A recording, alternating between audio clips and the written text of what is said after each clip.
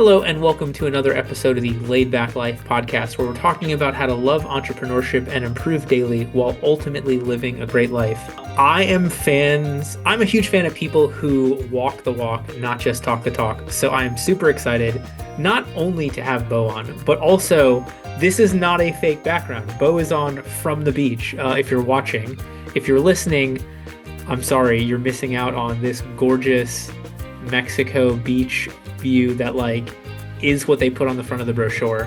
So, Beau, thanks for being with us today. Thanks so much for having me. It's a pleasure. For those of you that don't know Beau, he's a family law lawyer and entrepreneur who revolutionized the legal industry with innovative flat fee billing models.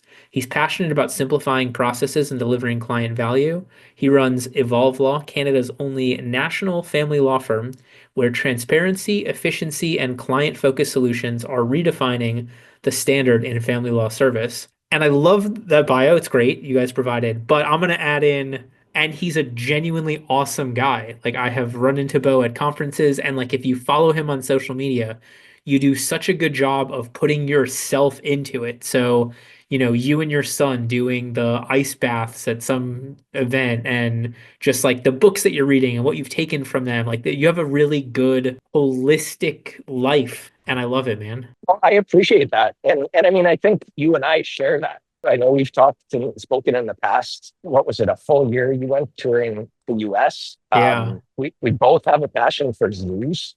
I think my son and I have been to 20, 25 zoos around the world. I secretly love them too. I go to zoos when my son's not even there There sometimes. we So go. yeah. No, and man, I've been following you. You're definitely into the same path of improvement and development and sort of figuring out this thing called life. I love it. All right, I want to dive in. I mean, this episode, I think it's just going to be more story driven for everybody listening and watching, just because Beau's got a great story and there's going to be so many nuggets of wisdom. Before we dive into that, I do want to highlight last week we had Andy Herrick on. We talked about the 5 systems of a great life. Really cool, very tactical chat of the 5 specific systems that Andy has in place and recommends to people. So I hope you all check that out after this one because we've got Beau now. So here's my question for you. Where did this start? Not the law firm aspect, but was there a moment where you were like, oh my God, I need to make sure I enjoy my life while I'm doing all of this? Well, I've always been an entrepreneur, and I felt that life as a lawyer was really interfering with that. It's tough to be good at both, in my view. It's tough to wear both of those hats effectively and efficiently. And at some point, I had an epiphany that I was investing all this time into improving my business and getting sort of working on that. But I was letting down myself. And I really wasn't investing in myself, my own health, my own happiness, all of those things. And that was probably around 2020, 2021, when the real transformation started happening. Was this because of COVID? Was this just happen to overline with it? Was there something that gave you the wake up call? Not really. I mean, a big Okay. part of it was I had just started my second law office. My commitment to myself was this law office. I was going to run a business, not a law firm. And in fact, I almost had an adversity to anything law firms did. When I was building my systems, I'd be looking to best business practices, questioning every single practice that law firms do. And of course, part of that involves a deep look at the regulations because some of the things, there's good reason for it. But it was sort of breaking it down first and then building it from there. Well, and ultimately, the core of so many law firms is that billable hour, but I think that's the bane of so many clients' existence. And so, there are very few other industries that truly bill for time, and I think that's probably the one that goes the best towards what you're talking about. Well, I mean, I don't think it's just a bane of its existence. I think it's a bane of lawyers' existence. I remember I was billing by the hour, and it's painful to track every minute, that you're working on a file. But it started to pervade other areas of my life. I would start saying, "Okay, I'm going to take my son to the park for a point four," and it was now I'm measuring my personal life in these stupid little increments that don't make sense. And it just happened to be, this was not intentional at all, but the advent of AI and everything, which makes it so much more efficient, it's been a perfect marriage. These flat fees and a lot more efficiency because I can rely on technology to achieve that. Well, as opposed, like, I can't imagine sitting here as a billable hour firm and being like, we could totally change our systems to really make clients happy. But if we did that, we'd lose so much money because we'd bill fewer hours. And I think that's a dilemma a lot of offices are in. But the reality is, if they don't do it, someone is going to. And now is there's so much opportunity to do that, to be more transparent with fees. I presented at DealCon and I said something. It rubs a lot of lawyers the wrong way. But when I was practicing, I built a 26-hour day where some of it was sort of flat fee stuff I converted to the hourly rate. But other things, it's like I would just naturally charge 1 hour to draft a statement of claim or something like that. But as I was getting more and more efficient, that was becoming dishonest. And I think if you look at a lot of lawyers, they're still doing that practice and they're getting more and more efficient. It's just a better way of, in my experience, in my opinion, of practicing, like holding yourself true to what you're. Well, yeah, and there's always, there's a million of these stories. So I'm going to paraphrase a couple of them, but like you've got the one machine that keeps making a weird noise and cuts off every 12 hours, and you got that one guy who comes in and he takes the monkey wrench and he taps three different spots, he twists one bolt and it's fixed, and then he, sends a bill, and they're like, "What do you? This bill's for your 3 minutes of knocking this thing." He's like, "No, it's for 20 years of knowing, where to hit the thing." Like we lose that with the billable hour. You can't sit here as a 30-year experienced lawyer and be like, "Oh, well, I didn't have to do case law research because I know it, so I'm going to bill you, this opening a file fee because I know I can do this quickly." Like it's a wild concept. So, as you're continuing, as you start down this journey, right? This 2020, 2021, like I'm going to start investing in myself. Prior to that, do you feel like your business was doing better despite you, or were you able to overcome the fact that you weren't investing in yourself? Like walk me through the balance between those things. I think they both happened sort of simultaneously. At the time, we started the office using EOS, Entrepreneurs Operating System, for the traction. And so that gave us a really good framework. And what I realized the deeper I got into it is how much EOS could actually help me personally, just by creating my own rocks and creating my own to-dos and putting a lot of those principles into my own personal life. Yeah, I mean, this was the conversation of Beau and I had this conversation. I don't know. I don't think this ever got shared with anybody else. It's meant a ton to me, like exactly what you're talking about here. So you created a level 10 meeting for yourself. Exactly. So I sit in my office like a madman. Sometimes I do it from home, talking to myself and having the cell pen, going through my segue, going through my scorecard items, going through my rocks, the things I want to achieve. And it's made a huge difference. Can you give us some of, not necessarily the rocks, but like some of the stuff that you're checking, weekly? Things like debt, bank balances. I'm in a program called Strategic Coach, and they have this concept called free days, focus days, and buffer days. So I track the number of those I have. On a free day, you're not supposed to do any work whatsoever. That's for you personally. Focus day, you put your mind into the thing that generates the most amount of money that you could possibly do, whether it's working on your systems or working towards a rock. And then buffer days are somewhere in between. And so like weekly, you will look at, is it like looking forward what those have for the last week? Is it looking back and saying, yes, I did honor my free days, my focus days, my buffer days correctly? Like what's the... It's a little bit of both. A lot of it is just keeping a finger on the pulse, because if you don't measure it, you'll quickly lose sight of it, in my experience, at least for me personally. And so just measuring it has allowed me to have a lot more visibility into the things that I know are going to bring me to a better place. It's fascinating. It's fascinating to me, like from this conversation, because for me, like my wife telling me she was pregnant with our kid, like that was the night and day difference for me on walking down this journey. And then like I had more of a temporal break between like starting the business and focusing on myself. Right. And so it's so like it's wild to me because I think I needed the business struggle to do all these things. I mean, I guess maybe that was the prior law firm or some of your prior entrepreneurial stuff.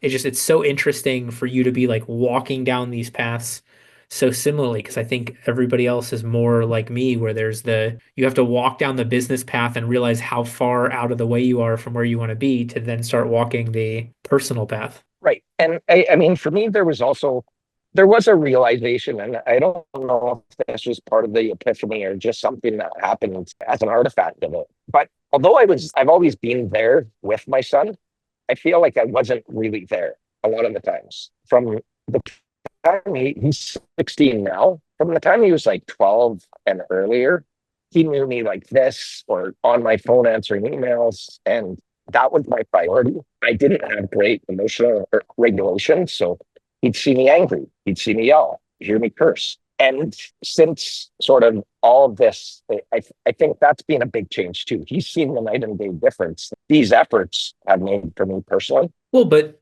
yes, and not even but like that's also your employees have seen that or clients have seen Totally that. And if it's not direct, it's indirect because like I always kept thinking like I'll be happy when we are $1 million firm. I'll be happy when we hire right. this person. Instead, I realized that was all bullshit. It was like I need to be happy and then those things will work better the way that I need. I will talk to employees better. I will have a place that people want to work at. Like it's wild to flip this on its head from the normal perspective. Oh, 100%. So does he like from the child perspective? Because I feel like then you need to go so much more above where you were because like you need him to realize you are not who he saw you as, not just you not being that person, but not being that person so much and for so long. Like did that happen here? Yeah, that's definitely been a big part of it. I also, one of the things with me breaking down everything sort of by EOS, I also break down my own learning sort of I create a curriculum every 90 days. And so one of the curriculums I created for myself was emotional intelligence. So reading stuff by Daniel Goleman and about things like attachment theory and all of these different aspects of emotional intelligence so that I could improve myself. And quite frankly, I think that's probably one of the best things. If I could teach my son anything, I would want to leave him with that emotional intelligence because I think, and the research shows, intelligence will get you so far, but if you have social and emotional intelligence, that's where you'll get to the moon. Yeah, so my wife's the middle of three girls. And so the older one and her were both valedictorians. Their younger sister was not. But the running joke is like their younger sister is by far the most successful one now because she had, they got the IQ, she got the EQ, and just, Right? watching the way that she navigates. But okay, so you mentioned though, I want to go deeper on this. I gotta be honest, I own, I think, three or four of Daniel Goleman's books. I haven't read any of them. So I don't care necessarily about the specific curriculum you put in place for that purpose, but I'm curious, like, can you give us more of an example? Like, are you setting out reading these books over 90 days? Are you giving yourself tests in between? Like, Yeah. what does a 90-day curriculum look So like? I've started relying on ChatGPT. So I'll say I want to design a curriculum for myself, a self-learning, self-driven learning curriculum. This is what want to focus on. Can you give me a bunch of podcasts and books and other resources, including part of my curriculum? It will even break it down and it'll give you the questions. It'll give you those things to do. Another really good book that I found was one called How Emotions Are Made by Lisa Feldman Barrett. She's an expert on emotions. And the big thing, her big push was towards emotional, I'm losing the word, which is ironic because it's having more emotion words, being able to be more granular. But granular was the word I was looking for. Having emotional granularity. So if you can get beyond saying I'm happy, sad, glad, mad, and get to the root of that, then you can start connecting. And so I'm angry. Okay, why am I angry? Because I'm frustrated. Okay, why am I frustrated? Because this thing happened at work. Okay, well, then I can stop taking this out on my family and attack that source. And so Mm. that's been a huge game changer for me. And I've even implemented a daily routine where I'll check in. I use an app where I'll check in and I'll say, this is how I'm feeling. This is why I'm feeling that way. And I'm constantly learning new words. And that's really helping me control how I respond to things. Have you read Atlas of the Heart by Brene Brown? I love all things Brené Oh, Brown. yeah. She's great. And Voice of the Heart was really good because it went into definitions of all of the.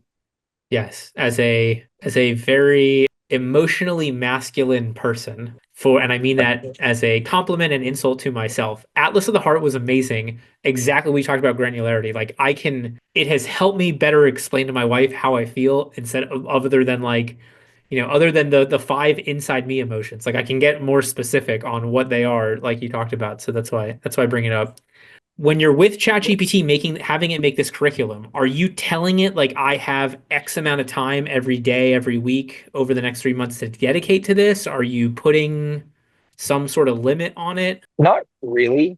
I'll sort of take some of the things it says. I mean, you know me. I'm like you, where I collect all these books. I've got so many on my shelves that I'll like the chances of me reading them are slim to nil. And so I've got a bunch of them. So if I have ChatGPT populate this curriculum, and I've got 7 out of the 11, 12 books, maybe I'll just read those ones and Gotcha. fail the rest. But sometimes it's movies a lot. Sometimes it's podcasts and a bunch of other. And are you also you're having it put together tests for you? You're going back to review the material. You're like, what do you is there are you doing something else to sort of lock this knowledge in? Not quite. I always choose my curriculum around something that I feel I could use to improve. So this quarter is all about financial habits. I have horrible financial habits. The habits that I have, it's probably one of my weaker ones. And so Okay. I saw needs improvement with that. So I figure that's what I'm going to sort of attack. And there I had a bunch of the books. So I'm sort of honing in on that. I love it. All right, I want to take a pause for a second. You all are watching this on Tuesday, April 2nd. This Friday, you'll get my newsletter if you're signed up for it. This week's newsletter is the best morning routine. So last week we did nighttime routine or pre-day, as Andy and I called it. This time we'll do morning routine. And ultimately, so much of what Bo's talking about for me becomes things I add in my morning routine. I do I've got right now I'm reading The One Thing. I've got my 10 pages for Oh, I 75 just hard. read that. There we go. Love that one. So that like I do at least my 10 pages of reading in the morning. It's part of my morning routine. Like this is so integral for me to accomplish what you're talking about. Walk me through your morning stuff. You mentioned a little bit like you'll have some of those every day in the morning. I don't know if that was for emotional intelligence or Yeah. financial stuff or both. Well, so the morning starts with the evening. So I think you really appropriately scheduled those days because with if you don't schedule your sleep and if you don't have a good sleep, that was one of my quarters, just focusing on sleep. And it made me realize how much of a keystone habit that is. I don't wake up with an alarm clock. I wake up naturally 99.9% of the time. The exception might be if I have an early flight, in which case I usually stay up all night because I'm worried I'll miss it anyways. But so I usually get a great sleep. I wake up, I'll do my affirmation, head down to the gym. I've started. I'm very boring in the gym.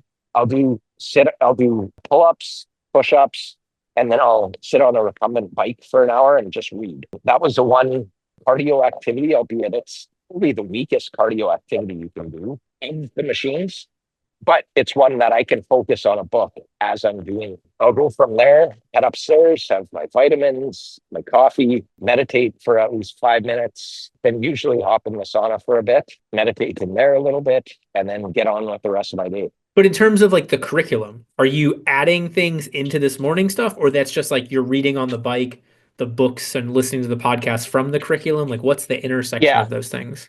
mostly that's where I'm doing it is on the bike and reading. I'm similar to you in terms that I try to hit 10,000 steps a day.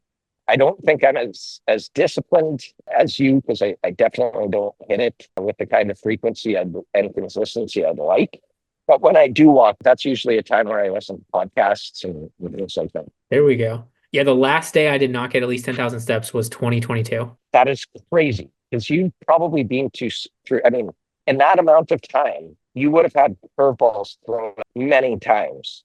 And I That's had impressive. surgery and the doctor was like, I don't recommend it, but if you're gonna do it, this is how to do it. And I was like, dude, it's been a year and a half. And he's like, all right, we'll make it work. So, when you take the ice pack off, then you can get a couple steps, but no, you might be 15 minutes between ice packs instead of 20 if you're walking. And he's like, and go slow. And I was like, I will, don't worry. Well, I know we're both James Clear fans, and I like the one thing he says is never skip 2 days, never miss 2 days. And so I've tried to institute that in as many bits as I have, where it's like, okay, I missed one or two of my habits on this given day. I'll pick it up tomorrow. And a big thing with the emotional intelligence is watching how you speak to yourself a little bit. I think Yeah. we can be our biggest critics. So listen, I have this whole idea. Like somebody needs to write a book about treat people like they're your children, not like they are children, period. But like there is maybe not every parent, the best parents, there's this weird balance where like you are incredibly supportive of your child while also motivating them to be better, while also talking to them in the growth mindset, not calling them an idiot. Like there is such a cool way that the best parents help their kids grow. And I think if we Right. applied that same mentality to employees, to clients, to each other, like the world would be a better place. I think I saw you had read Outlive by Peter Attia, right? Oh yeah. Yeah. Okay, like at the end of that book, my brother warned me. He's like, "You're probably going to get emotional on this one," and I'm reading it. I'm like, "Yeah, right, whatever." And then you get to the last section where he's talking about emotional intelligence piece and trauma. And when he talked about, I mean, we all have trauma, and it's big T or little T trauma, but the way he phrased it was, imagine yourself speaking about the things that happened to you as if they were happening to your own child. So I had a paper out as a kid, traumatic in the Canadian North, where it gets to minus 40 degrees, which minus 40, that's Celsius and Fahrenheit. That's where they, Okay. and so, it was traumatic. Am I going to say that I would really, really not want that for my son? Really not. I think it'll make him stronger. Some of the other traumas, I'm like thinking about it, and I'm like, holy shit! I broke down into a puddle of tears, and I'm like, I would never want that thing to happen to me. And so I think there's a lot of wisdom in what you're saying, and I would extend it to treating everybody like they're your kid, including yourself. Yes. Like I think there's so much wisdom in that, and I think we've just figured out what your next book is going to be. Well, there's like two in between that, but it is what obviously, look, not treating people like children, but like they are your children. Like there is this weird positive opportunity through that, and it's amazing. Like, the best advice is not business advice, it's not parenting advice. It's advice that applies in all aspects of your life. And I find like there's so many things with my son that I'm like, I'm gonna do something similar with my executive assistant or with one of my paralegal, like walking them through this in a supportive manner while giving them the freedom to fail or figure out a better way. Or like it's a cool mentality when done correctly. To be very careful not to do it the other way and Yes. start treating your kid or your family like members on your team or employees. And sometimes that's a challenge because if you are treating them similarly, there are obviously some key differences. And the other thing for me is like I hate the like we are a family here at this company. No, we are not.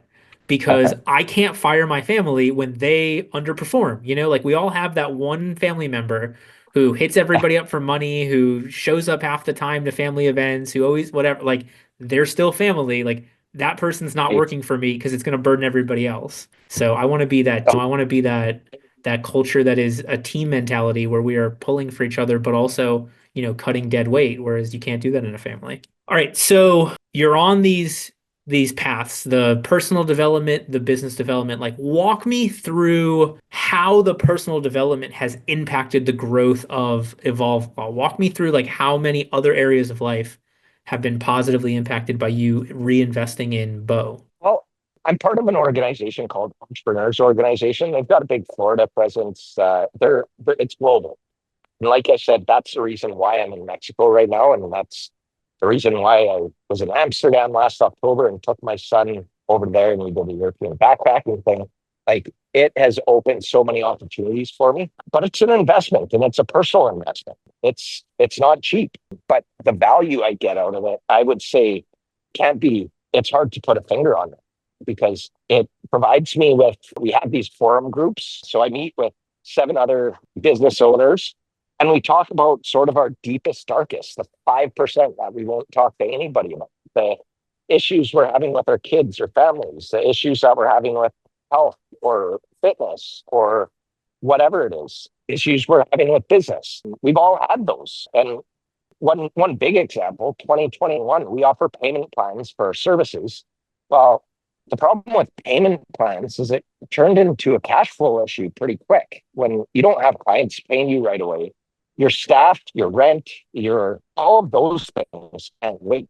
And so I ended up in a massive crunch where I did not know how I was going to make payroll.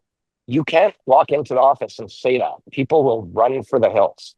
I didn't want to bring that home to my girlfriend because then it causes unnecessary anxiety. But to have this room that really fosters that support and they can provide experience shares and brainstorm with you and help you out of it has been pivotal for me. Have you ever read Scaling Up by Vern Harnish? Yes. So Vern Harnish actually founded EO. Oh, there we go. So he founded it, and Gino Wickman founded the Detroit chapter of EO. So there's a lot Gotcha. of interplay between the things they say and what entrepreneurs organization does. Nice. The cash flow chapter in Scaling Up is one of my like Mm. must reads to everybody because it's just obviously they can game the numbers a little bit, but they show you like you can be profitable and grow yourself out of business, which is a wild concept until you see the numbers on paper the way that they explain it in the chapter. So, Totally. And I mean, that's a good example of how when I started this office, I had almost 2/3 of $1 million in accounts receivable. No business will survive with that core of accounts receivable. And that's what I'm talking about when I say bad financial habits. I read that chapter and I sort of just pushed it to my accountant because it was pretty heavy, pretty deep. But that's one of the things I need to focus on. well, at least you need to know enough to know who to trust to know the rest to get it done. Well, Awesome. All right, so I want to come back a little bit further on this story. This month we have launched the Luau. It's our online community of like-minded business owners trying to get more people together around this concept of putting your life forward. So the podcast drives a lot of this stuff, and really it all started. I made this post in another Facebook group about now that the school is back in session, anybody change their schedule? And the answers were great. But the one that stuck out to me was somebody who messaged me that was basically just like, I didn't realize other people also change their schedule when school starts back up, and I'm honored that I'm not right. the only one. So like really getting people together on these horizontal ties like the EO stuff, but in a way where we Totally. can, chat through it. I'm really excited to see what we've got going on in the Luau. So I hope you'll join us in there. We've got an introductory rate for these months, and then yeah, we'll go from there. Awesome.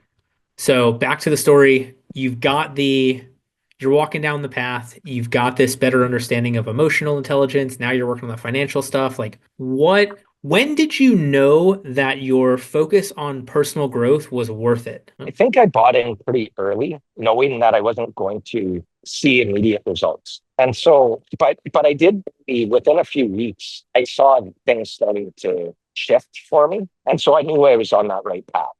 Like I said, I don't know what it was that clicked, but when it was life altering. But when you say like the shift, what's the shift? Is it how you felt? Is it something you did? Is it a situation that you know you handled way differently than you would have a couple weeks prior? Like what is I think it was sort of your air mask first realization. I mean, okay. everyone says it's cliche, but I realized that was going to improve every aspect of my life. If I was focusing on that, I would be a better partner. I would be a better father. I'd be a better friend. I'd be a better business owner, better manager, better lawyer. And so I did buy in early into that path. I don't know. I credit EOS a lot because I feel like it gave me the tools and the structure that I needed because I'm a visionary through and through. Yeah. And framework to focus on so I could stop chasing squirrels and shiny objects. was exactly what I needed. Well, and it's look, there are plenty of lawyers that deserve their selfish jerk persona, but I think that pales in comparison to the people who are being so selfless that they are grinding themselves down into dust. Totally. And I mean, I had a short fuse. I had a short fuse with so many people. I was pretty good with my team at work, but I would snap on other lawyers. I would snap on my son and my girlfriend. And it was, like I said, it was never anything overly aggressive. I wasn't throwing things or hitting anybody, but I definitely wasn't in control of the things I should have been in control of, which was my response. I love the Viktor Frankl quote, which I usually butcher, that there's a space in between the stimuli and the response. I thought And you were going to do it in Frankl, German. yeah, definitely attempt that. But it was recognizing that the closer I can get to controlling my circumstances, the better everything is going to be. And listen, let me start here. I believe what you're saying. Do not take this as that. I'm just so shocked because, like, from how I know you, like you're talking about the snapping, like I know you as this well-adjusted, emotionally stable person. So I am glad to see the growth that you have had. Well, it was a side of it's unfortunately, and I think most people can relate.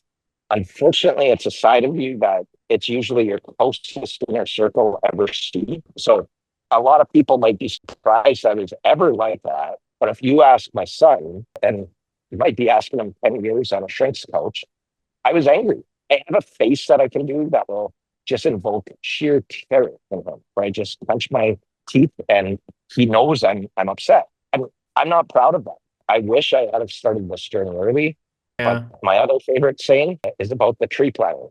Second Yeah. best time to plant a tree is today. Well, and it's interesting, I mean, to follow down the we are the same person.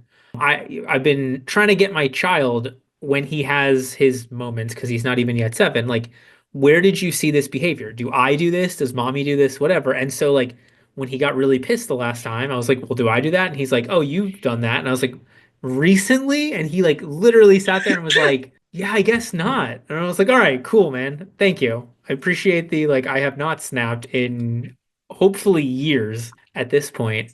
But it's But it's sad to it's me wild, that that's the and answer. they remember that. And Yeah. I really hope the lessons I impart on him is he sees a night and day difference between what I was like before I was on this self-development crusade versus what I'm like now, and how much better of a life we're and how much happier we all are. Life's going to throw us challenges, and we adapt, we adjust, and we try to be as versatile as we can for those. But it's realizing there's so much not in our control. Well, but there's also like the adapting and adjusting though. I think there's a huge life lesson in that.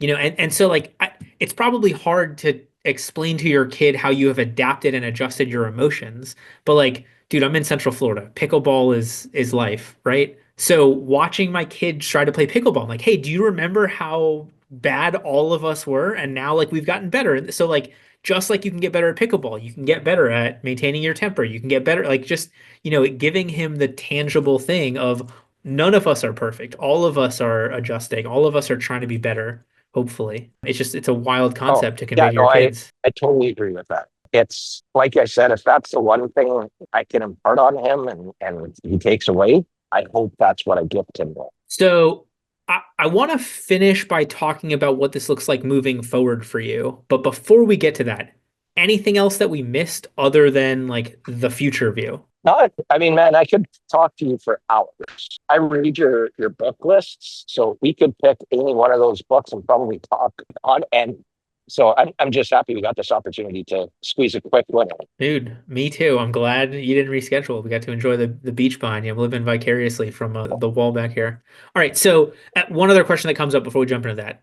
If for anybody watching and listening to this who is ready to start on their version of your 2020, 2021 beginning of the journey, what advice would you say to somebody on day one of, I know something's wrong, I need to focus on me?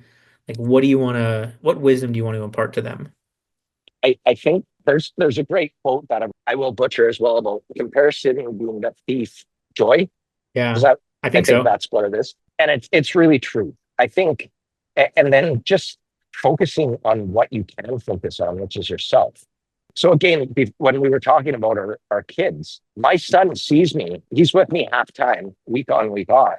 He sees me every morning. Sometimes he's sleeping, but he sees me do my affirmation in the morning, where I read a statement every day. He can recite it because he's heard me do it so often. So it's setting an example. I might say, Dad, you're a hippie, you do all this weird shit. And I do. They model the behaviors that they see are working. And it's just, like I said, it's the biggest lesson I want to impart on him. Well, and you mentioned strategic coach. Like of all the Dan Sullivan stuff, I think the gap in the gain is the best. Like this weird balance of knowing how far you have to go, but appreciating how far you've come. And just like there is so much, like instead of comparing yourself to somebody else's, the book of life, compare yourself to yourself 5 chapters ago. Like that's the crazy part to me. Well, and that's the big thing. Hey, that's a great book. And I feel like I got a lot from in realizing, compare myself to where I set out to be, not the ideal. Because if you live in that gap, you're destined for misery. Yeah. Well, and I mean, for me, it's the easiest on my weight. Like I can sit here, it's, we're recording this the middle of February. I'm down like over 20 pounds for the year. And so that's awesome. I also thank you, but I also know I need to lose at least another 20 to be even, Man, that's incredible. remotely.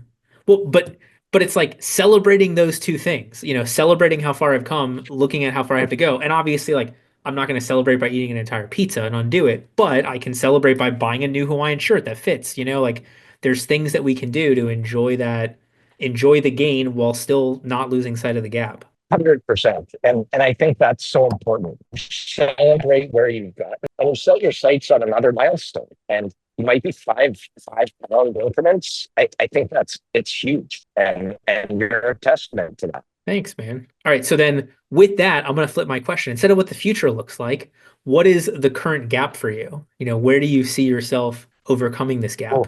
I'm in a bit of a revenue rut right now where we can't seem to get to the next level.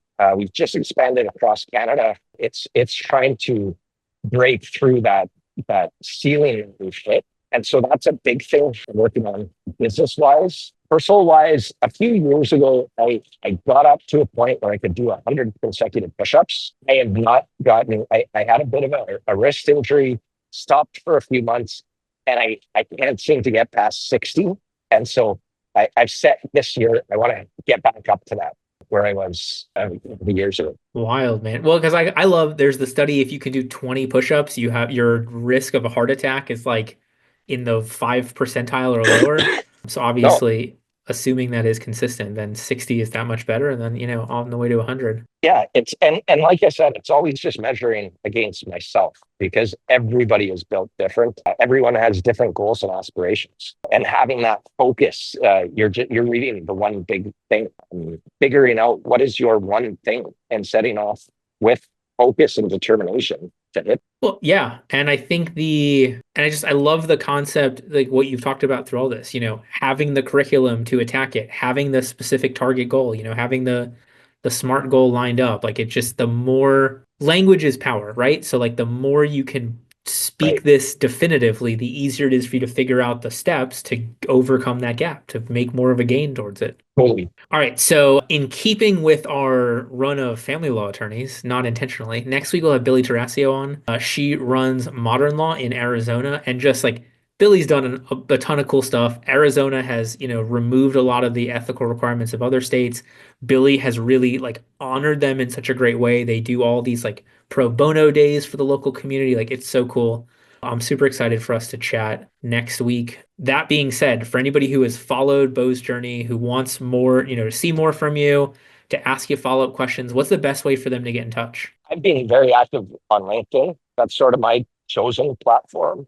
I actually have an executive assistant who just posts repurposes my LinkedIn stuff on my other social media platforms. A big part of that is I find LinkedIn to have a lot less of the trolls and a lot more positivity and focus on improvement and professionalism. I love it.